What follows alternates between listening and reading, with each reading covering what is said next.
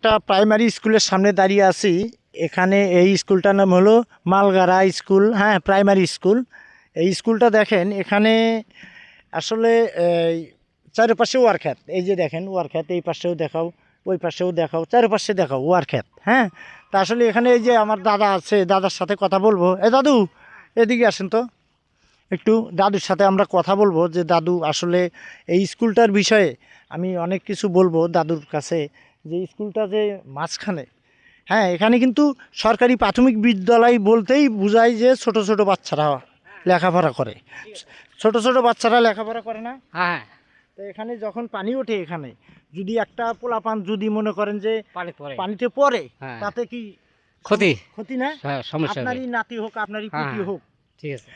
এখানে যদি আপনার একটা পোলাপান পানিতে পড়ে ক্ষয়ক্ষতি হয়, এই ড্রাইভারটা কে নিবে বলেন? আমরাই করা লাগবে তো।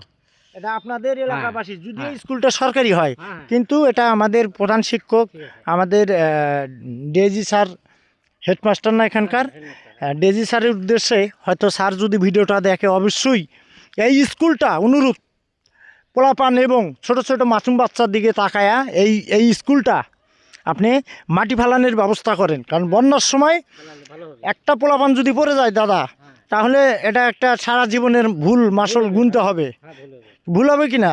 তো ডেজি স্যার, যদি আপনার অনুরোধে আমি আজকে ভিডিওটা আপনাকে জানাই নেই, করতেছি, যদিও যদি ভুল ব্যাধি হয় ক্ষমা করবেন।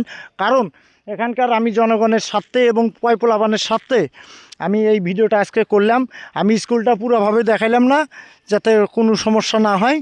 আপনার সামনে ভিডিওটা গেলে অবশ্যই দেখবেন স্যার। তা আসলে দাদা ভালো থাকবেন, আল্লাহ হাফেজ সবাইকে, ধন্যবাদ।